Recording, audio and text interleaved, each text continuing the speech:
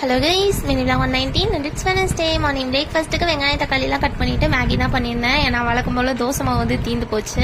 காலையில் பிரேக்ஃபாஸ்ட்டுக்கான வேலை எல்லாமே முடிச்சதும் சாப்பிட்டு முடிச்சுட்டு கடந்த பாத்திரம், அதுக்கப்புறமா அடுப்பு, சிங்க் எல்லாத்தையுமே நீட்டாக கழுவி எடுத்து வச்சாச்சு.